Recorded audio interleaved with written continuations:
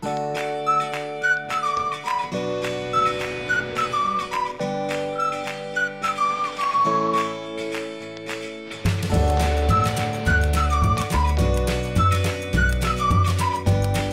ayun, today is the day para nga palitan yung sasakyan natin. Ngayon tayo kukuha ng bagong SUV. Ito nga pala yung Mazda 3 2011 na gamit-gamit namin for 14 years na ngayon. Tapos yung branch na pupuntahan namin, yung Nissan Mantrade kasi yun yung malapit sa bahay namin. Naisipan pala namin kumuha ng bago kasi nga sa tagal nga nitong Mazda 3 marami na ring sakit tulad nung sa aircon. Tapos yung suspension niya malambot na rin. Kaya ang napili namin kunin is SUV, which is Nissan Terra nga. Ayan, dito kami sa may Buendia, dire-diretso lang to hanggang makaabot ka ng Walter Mart, Chino Roses, tapos lalagpas ka pa ng Ford Makati papunta doon sa EDSA, sa may ilalim, Mantrade. So parang 500 meters lang mula EDSA, sa EDSA MRT. Nandun na kagad yung Nissan Mantrade. Hanap lang muna kami ng parking dito kasi puno pa dun sa loob ng Nissan. Medyo maraming tao nga lang dito kasi Friday yata itong pumunta kami kaya hindi na kami nakapark dito.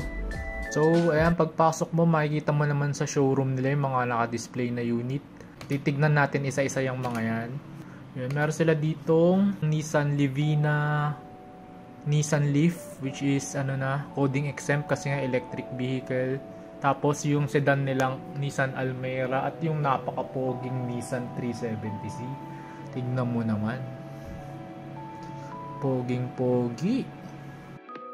Tapos pumasok din pala ako dyan. Tinignan ko yung interior niya, kung ano yung feeling pag nasa loob, and talaga namang napakababa ng seats.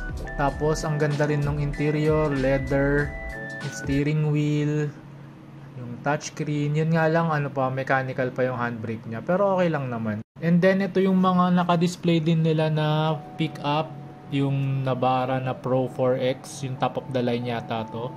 Tapos ito din yung Nissan Terra na 4x4, yung Nissan Terra VL yan, top of the line din yan, red color. Ayan, pogi, grabe, pogi talaga ng pickup. Yung traditional na Nissan badge niya na black and red. At ito din yung base model pala nila, yung Nissan Terra VE. So dito nag-aantay na lang pala kami ng paperwork sa customers lounge nila. Tapos dito makikita mo na rin yung mga units nila na nagpapa-maintenance, tsaka yung mga bagong dating na units nila. Ayan, napakadami, puro Nissan Terra, Navara, tapos Nissan Patrol. So ito na mismo yung unit pala namin dumating na pinakita sa amin. Tapos chinecheck lang namin yung mga scratches. Siyempre chinecheck namin kung may scratches, tsaka kung may mga dents. Tsaka pala itong color na to, hindi pala available dito sa Mantrade, kaya galing pa siya mismo dun sa Kabuyaw. Kakarating nga lang daw kagabi kasi nag-request kami. Ang available lang na color kasi nitong BL Sport is yung pearl white tsaka yung gray. Ayaw naman namin nun. Gusto namin black. Kaya chinek ko lang din yung loob. Pinifeel ko kung ano yung pakiramdam ng nagda-drive. Naka 18-inch mags na rin siya na naka-black din, kaya bagay siya sa color niya. Pati yung mga door handles tsaka side mirror niya all black din yan. Tapos ito yung harap niya, yung Nissan na badge. Grabe, napaka-pogi naman talaga. So yung naka-quad LED lights na rin. Ito pala yung isa sa nagustuhan namin sa Nissan Terra, ito yung quad LED lights niya. Yung pag sa harap, ang pogi niya, tignan niya. Pati dito sa likod, yung nakasulat lang na Terra, simple lang. Iniikot-ikutan ko lang kasi gandang-ganda talaga ako nung nakita ko na siya ng personal. Yung screen display niya, yan, balot pa ng plastic, yung upuan, tsaka luwag ng interior niya pala. Ito, ganito pala itsura niya pag naka-on yung DRL niya pag umaandar. Ayan, poging-pogi.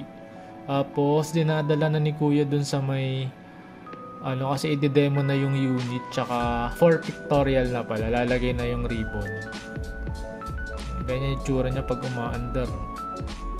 Hindi ko kasi nakikita yan kasi ako madalas magdadrive niyan eh. Pag-iisipan pa natin kung papalitan din pala natin yung gulong nito kasi parang medyo maliit pala siya tignan.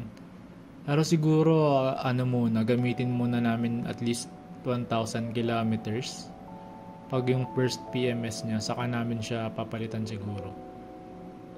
Dito, dinidemo na pala yung unit, tinuturo na sa akin yung mga controls. Ayan, dito yung sa may upuan niya na automatic.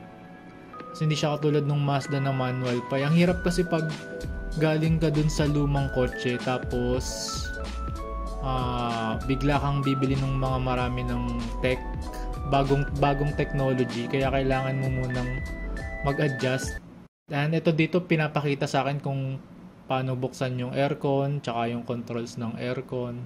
Isa pa lang kinonsider namin sa pagbili ng SUV yung malamig na aircon kasi nga dun sa Mazda yun yung pinakaunang nasira sa amin eh. Kaya pinili din namin yung Nissan kasi nga yung aircon. Yan, dinedemo na rin yung sa 360 camera niya. Maganda rin tong technology na to, lalo na kung new driver ka, tapos nahirapan kang tumantya, tapos masikip yung parking nyo. Malaking tulong tong 360 camera na to.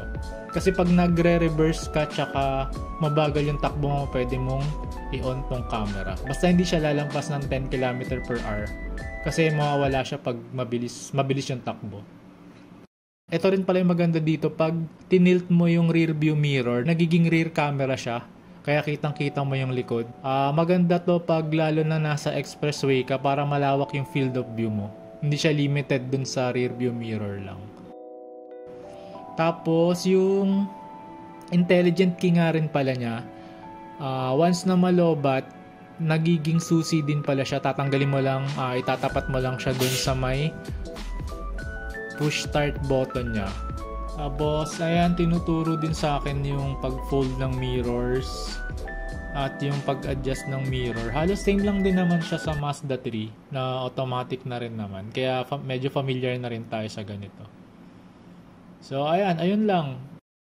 Kung nagustuhan nyo nga pala yung content, mag-subscribe kayo sa channel, tapos i-document namin yung mga upgrades tsaka yung first long ride nito, yung papa-blessing namin. Basta lahat-lahat ng mga gagawin namin dito sa Nissan Terra. Kasi for sure gagamit-gamitin to namin palagi. Ayun lang. Bye-bye!